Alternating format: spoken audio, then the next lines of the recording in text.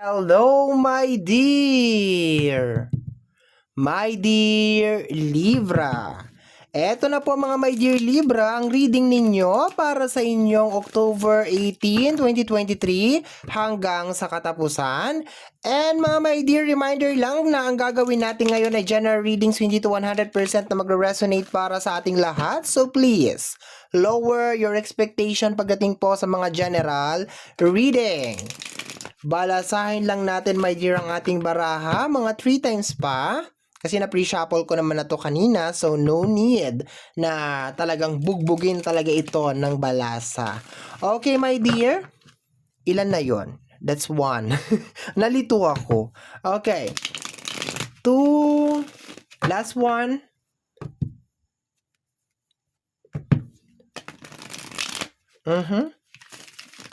Okay. Cut na natin into 3, my dear. And let's start. First card natin, my dear, is the 10 of Wands, okay? So, sa paglabas ng 10 of Wands, parang nahihirapan ka dito, my dear. Meron kang gustong gawin, pero nahihirapan kang gawin. Okay? Meron kang gustong umpisahan, pero nahihirapan kang umpisahan. Okay? Or, hindi mo alam kung paano mo umpisahan. Hindi mo alam kung paano mo gagawin. Ibig sabihin, parang ito yung energy ng dead end. Parang ganon. Okay? Next, the Hangman. May kinalaman sa sitwasyon mo. Okay? Problema mo to. Posibleng matagal mo ng problema ito. 'Di ba? Matagal mo ng problema ito. Pero ang nakukuha ko dito is nilalagay ka dyan sa ganyang na sitwasyon kasi para meron kang matutunan. Kasi kung makikita mo si Hangman, meron siyang parang sinag ng araw sa kanyang ulo kahit na ganyan yung kanyang kahit ganyan yung kanyang posisyon. Ayan o. So may dahilan kung bakit ka nandiyan dyan sa ganyang posisyon, my dear. The Page of Sword. Tingnan natin. And the 8 of Cups. Okay. The 8 of Cups, the Page of Sword. Ito kasi parang very aggressive na energy, very childish na energy. Okay, yun na nakikita ko dito, my dear. I think hindi ka kasi umalis. Parang gano'n nakukuha ko dito. Hindi mo to ginawa. Dapat ito ang ginawa mo, the 8 of Cups. Dapat nag-move on ka na lang, umalis ka na lang. Pero hindi ka kasi umalis. Yun na nakukuha ko dito. Parang pinanindigan mo to. Itong 10 of Wands. Pinanindigan mo siya. Parang meron kang gustong patunayan sa card na to. Pero hindi mo alam kung paano mo siya gagawin. Hindi mo alam kung paano mo umpisahan. Kaya nangyari, nagkaroon ka ng parang trap card dito. Okay, yun na nakuha ko dito na energy. So, para hindi magulo, ganito yon. October 18, 2023 hanggang sa katapusan, meron kang gustong gawin. Pero hindi mo alam kung paano mo gagawin. Hindi mo alam kung paano mo umpisahan. Posibleng napasubo ka lang, my dear, kasi meron ka ditong Page of Sword, okay? Posibleng meron kang gustong patunayan. Yun na nakukuha ko dito na supposed to be, hindi mo na pinatulan. Dapat umalis ka na lang. Okay? So, in short, pagtungtong ng October 18, para kang hilong tulilong. Hindi mo alam kung paano mo gagawin yung isang bagay. Pero there's a reason kung bakit ka nandiyan dyan. Ibig sabihin may lesson learned. Itong Hangman, lesson learned to. Meron ka matututunan dyan. Okay? Additional message tayo, my dear. The Tower. Dapat umalis ka na nga lang talaga, my dear. Pinilit mo pang ayusin eh. Magta-tower din to, my dear. Kung sa relationship to, my dear Libra, ibig sabihin hindi na talaga siya magwo-work. Nagta-tower moment na siya eh. Okay? Meron kayong, hindi ko naman dito na, maghihiwalay. Posibleng, wala namang death card eh. Tower moment, posible my dear na meron kayong kailangan, kung sa relationship, kailangan collaboration. Kailangan hindi ikaw lang yung nagbubuhat ng relasyon. Yun na nakukita ko dito. pero meron talagang hindi na nagwo-work, ibig sabihin hindi mo na tumaayos kung sa relationship.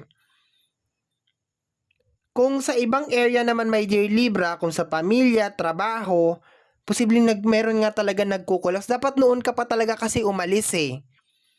No? So, hindi naman kita sinisisi kasi naniniwala ka naman na kaya mong ayusin, so why not? Kaso sinasabi kasi dito na parang dapat noon ka pa talaga umalis dyan kasi magta-tower siya eh. Pinipilit mong ayusin, my dear, oh. Kaya pala sabi ko kanina, hindi mo alam kung saan ka mag-uumpisa, hindi mo alam kung anong gagawin mo kasi talagang wala na siya. Nag-tower na siya. Pinipilit mo lang talaga siyang ayusin. Okay? Next card natin dito is the Two of Wands. Malalagay ka, my dear, sa napakahirap na decision or decision making. Should I stay or should I go? Okay? Kasi posible, my dear, na naglalaban yung puso at saka yung isip mo eh. Mag-i-stay pa ba ako or aalis na ba ako? Yun ang nakukuha ko dito.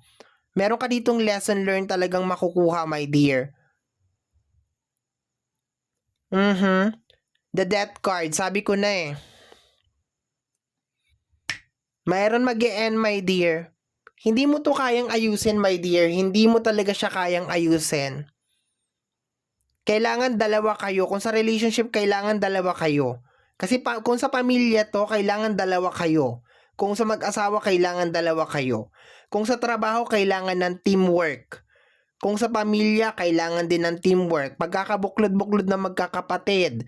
Kung sa trabaho, kailangan tulong-tulong. Hindi lang lahat ikaw. Hindi mo to kakayanin, my dear. Hindi mo to kakayanin mag-isa. Kailangan ng cooperation ng mga tao sa paligid mo. Pero parang inako mo lahat ng responsibilidad dito, my dear, sa paglabas ng 10 of Wands. Parang sinabi mo, kaya ko to. Parang meron kang gustong patunayan. Hindi mo pinag-isipan masyado, my dear, oh. Nandito si Paige eh. Hindi mo siya pinag-isipan. So pagtungtong ng October 18, doon mo makikita, my dear, na, o doon mo marirealize, my dear, na hindi mo pala talaga kayang ayusin to. Kasi matagal mo na dapat tong pinutol eh. Matagal ka na dapat na umalis. Okay? The Ace of Pentacles. Marami pa naghihintay sa'yo. Marami pang mga opportunities na naghihintay sa'yo out there, somewhere out there. Pero mas pinili mo mag-stay. Hindi ko alam because of love, because of pakiramdam mo siguro, wala nang ibang option, wala nang tatanggap sa'yo, yun ang pinili mo, my dear, na mag-stay. Tingnan nga natin yung bottom deck of the card. Ay, sorry, nasagi ko. We have here the High Priestess. Okay. Lalabas at lalabas din. Normally, pag lumalabas si High Priestess, lumalabas yung katotohanan. Okay? Ngayon mo, my dear, makikita kung sino talaga yung may kasalanan. Ngayon mo makikita, my dear, na hindi worth it na pinili mo siya. Parang ganon. Hindi worth it na gusto mong isalba yung buhay niya. Parang ganon. Mararamdaman mo, my dear, na parang hindi worth it na nagpaiwan ka. Na mas pinili mo siya. Ganon. Kung sa relationship, parang hindi worth it na pinili kita. Kasi parang patapon na yung buhay mo eh. Ako marami pa naghihintay sa akin. Pero hindi mo kasi alam to, my dear. Hindi mo to naramdaman. Kasi ang naramdaman mo lang siguro is more on parang love lang siguro. At saka yung care, yung pagmamahal. Kaya sabi mo, ay kaya ko tong ayusin, kaya ko tong resolbahin. Okay? Parang sinasabi dito sa last card na to, my dear, pag nag-stay ka, walang Ace of Pentacles. Pag umalis ka, merong Ace of Pentacles. May mga panibagong opportunities, may mga new beginnings para sa iyo. Okay? So may mag-e-end, my dear. Nagsama tong dalawa eh, oh. May Tower. Pinilit mong ayusin. Matagal na tong siray, pinilit mo lang ayusin. Okay? Kung sa pamilya, matagal na may lamat. Kung sa relasyon, matagal na may lamat. Kung sa trabaho, matagal na talaga may lamat. Pinilit mo lang talagang ayusin. Kaso, nandito na talaga yung moment, my dear Libra, na wala na talaga. Magtatapos na talaga siya. Okay? Pagod lang to para sa'yo, my dear, kasi lahat ginawa mo para maayos eh. Lahat ng adjustment, lahat ng pagpapakumbaba, lahat ginawa mo na. Oh, 'di ba? Strength card. Oh, 'di ba? Oo. May Chariot ka. Oo, may Wheel of Fortune ka.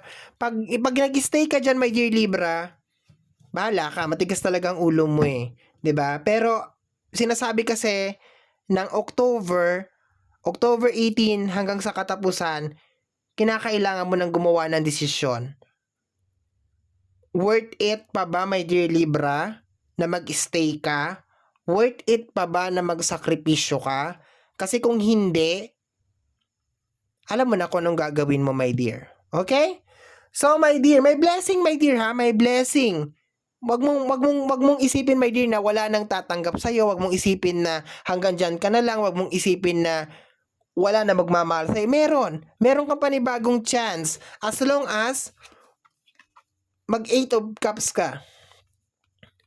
Piliin mo ang sarili mo. Okay? Magko-closing na nga lang, may pahabol pa. Okay, my dear? So, yan ang reading mo, my dear Libra, para sa yung October 18, 2023 hanggang sa katapusan. Sa mga my dear, kung nagustuhan mo to, especially kung napadaan ka lang, don't forget to subscribe. I-click po ang notification bell para ma-update ka sa aking mga upload, and free to like, free to share, free to comment sa lahat ng ating mga videos. Once again, my name is RJ, also known as Apo J. Maraming salamat po, and until next time. Bye-bye! Thank you, my dear. Salamat po.